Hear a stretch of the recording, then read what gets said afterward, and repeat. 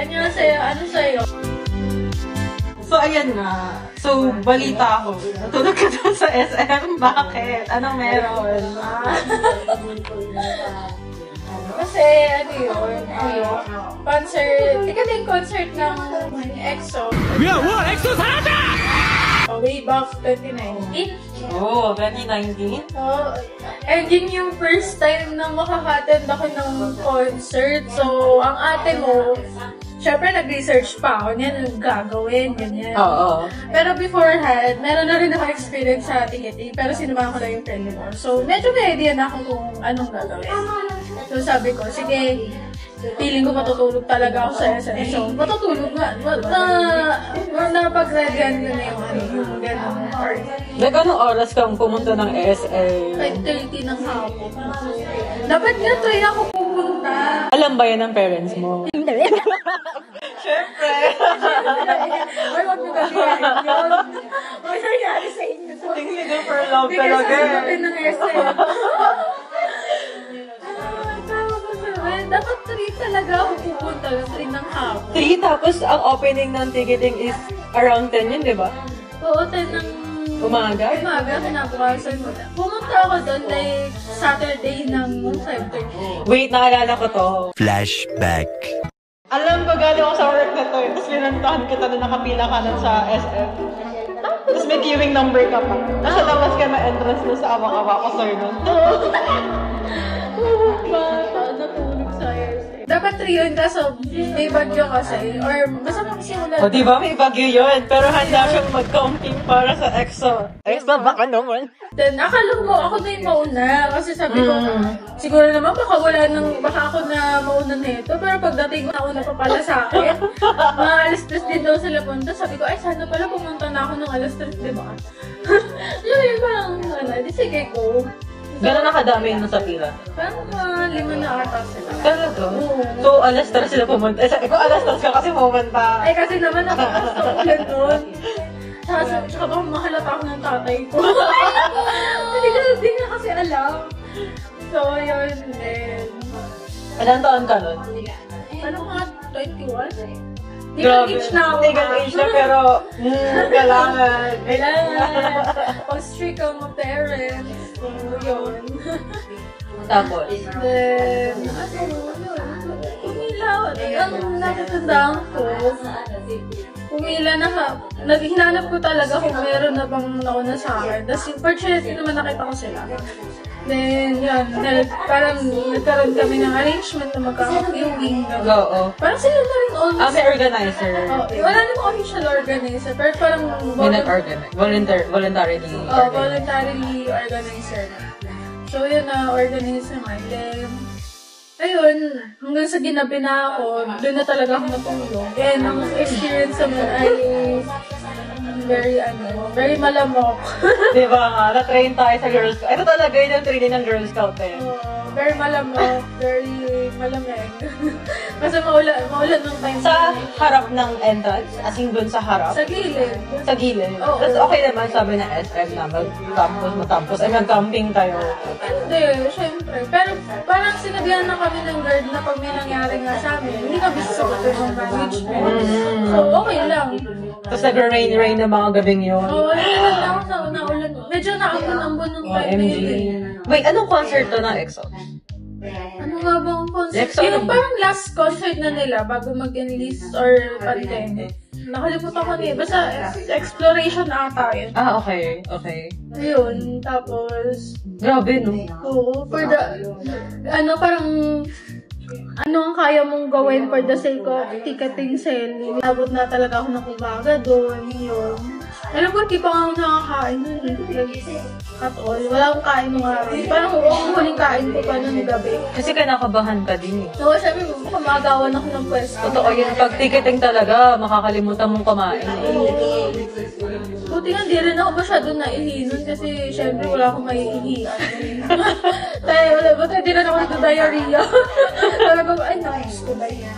Tapos ayun nga, di nakapila kami. Kinabukasan, medyo smooth naman yung flow. Tapos parang pinapasok rin kami na agad ng management kasi alam nilang, siguro aware na rin sila sa mga ganong transaction. So, Then, pinapasok kami.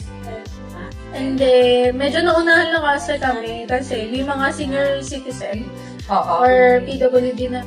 And then, kinabukasan, kamusta naman ang naganap? Ayun, yun nga, pinapasok kami agad. Nung Like 10 a.m. or... Parang, medyo maaga pa nga 9 ata yun. Talaga? Tapos parang para lang talaga sa mga magsisecure. Kaya ang tagal rin namin naghintay.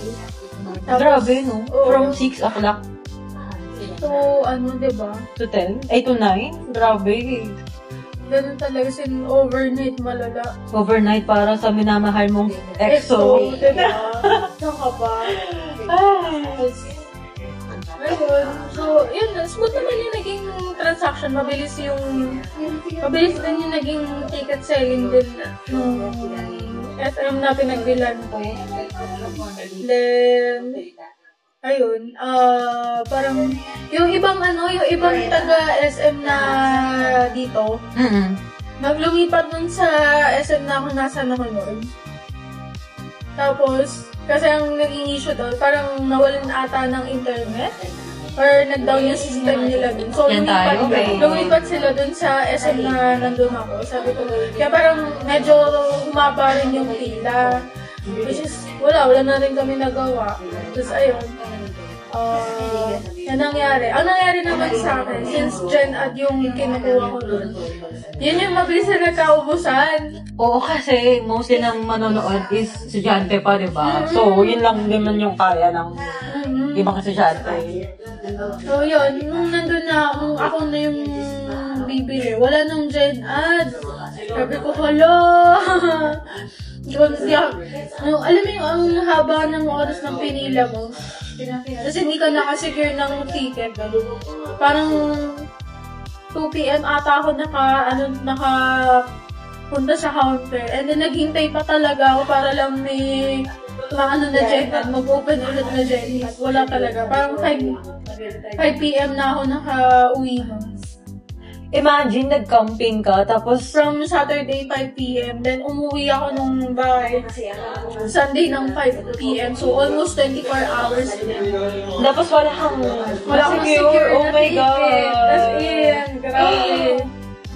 Tapos parang, syempre, lumulong mo ako. Sabi ko, kaya makakapanood pa ba ako ng mag-enlist na sila Shumin nun. Or enlisted na ata nun sa Shumin. Ako maricol. Tapos, syempre, parang sabi ko, hindi ako papayag na wala akong secure na ticket. Ganyan, naganap ako sa ibang SM store kahit working hours ko. Minsan kasi napapa-uwi kami. So, tinitake ko yung opportunity na makalusot and pumunta sa SM, ganyan. Para lang maghanap ng available Gen Ad slot. Wala. So, ang ginawa ko, ayaw siyang gawin, pero nanghiram na ako ng pera sa ate ko, sa pinsan ko. Yes. For the sake lang na mapanood ko sila. And fortunately, pinagbigyan naman niya ako. Hello sa ate mo. Hello, ate. Hello sa ate mo. Shoutout sa'yo. Hindi dahil sa'yo, hindi ko makikita yung ex. Pero ilang boss ko rin siyang ganayan. O diba, ano pa rin? Utang wisely. Utang wisely pa din. Pero huwag niyo gagawin yan. Pag-ipon pa rin kayo. And then yun nga, nakasecure na, ang naiwan na lang kasi nung that time. Ay, nasold out pala yun, yung day 1 na yun, which is Saturday. So 2 days. 2 days ng concert na to. 2 days. So, akala ko hindi na talaga ako makaka-secure ng ticket at all. Tapos nung nalaman ko nag-open yung EXO ko ng, per day 1 naman. Kasi ginawang Friday yung day 1. Okay, so possible pala mag-move. Like from the set date na Saturday, Sunday. Okay. Friday kasi due to conflict of schedule. So, nung nag-open siya, yun, kinarap ko na lang ako sa minsan and all. And yun, kasi naman ako. O diba, minsan talaga ng mga bagay na kailangan mangyari para mangyari itong mga iba pang bagay. Like, nakapag-secure ka na mo sa babang tier. Oo. Diba, di mas malapit mo silang nakita. Oo. Buti naman nakaan pa. Secure. Parang alam ko nag-open din si Inang ng form. Parang kung magkaka-day 1 ba, attend ka. Yun, nagsagot din ako doon. And Parang may portion ata doon na anong kukunin mong seat. Kasi hindi ako nagkakamali. Kasi ang inanuhan ko na talaga lower box. Okay, lower box. Kasi sabi ko, madaling ma-sold out yung Gen at so lower box na yung sold out. Kasi ngayon kasi, di ba, meron ng mga pre-sale, meron pang mga parang sponsored pre-sale, and then general selling. Noon kasi wala eh. As in, Wala, general sale talaga. Kaya sobrang nakakakaba. May mga iba nagka-camping. Balita ko nga sa MOA, parang 1 week camping, di ba? Oh my God! Parang hindi ko kaya yun. Alam mo yun ng parents niyo? Oo. Ano pinapaalam niyo? Parang may isang ex-wall ate, nakalimutan ko na yung name niya. Pero parang in-open niya yung house niya para makiligo, maki-CR, Diba? sa mga kapwa XOL. So, ganun ka-intense yung ticketing way back. Oh my God, that was 1 week na preparation for 3 hours na show, di ba? Pero worth it naman pag nandun ka na, di ba? Oh my God! Kaya parang ang magiging tips lang dyan kung ganun ang gusto niyo approach. Like, hanapin niyo kung saan yung SM na malapit sa inyo at the same time, konti yung tao. Hindi masyadong niladayo ng mga tao. Pero nung concert na, di ba, nakalimutan mo na lahat ng pagod mo. Pagod, grabe. Worth it naman. Kahit ako yung EXO. And, so yeah, na-enjoy ko yung concert kasi, syempre, tagal-tagal mo na iniistan yun, like, for almost Yeah, high school pa tayo. high school. Diba? So, around 2013 to 2019, imagine, 6 years din. Oo, 6 years. 6 years in the making. Oh, 6 or 7 years, ganun. In the making. Yeah, high school pa lang kami. Yeah. Ang pag-attend ng concert at pag-secure ng concert ay para sa'yo talaga eh. Sa true. Pero kasi kung pipilitin natin, di ba? Diba? Katulad mo nga. Diba? If there's a way, there's a will. Ganun na natin moto ko. That's it. I think that's wrap up our first podcast. Siguro next na pag-usapan natin, how's the experience naman during the concert? Oh my God, naman Lalo sa mga, lalo sa Bulacan. Naku, Diyos ko po. Ay, Diyos ko.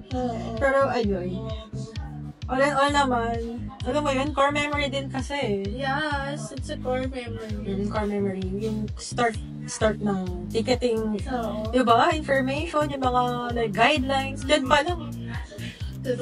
Yung abang na abang ka na kailan kayo i-announce kung kailan yung concert dito. Pero pag nandyan na, wait lang. parang mararatel ka rin. Legit, grabe. Talaga. Alam mo yung, buhay ng isang K-pop fan, di ba? No? Baka may plan A, plan B ka talaga eh. Totoo yan. Hindi Dapat pwede may plan A, plan B ka.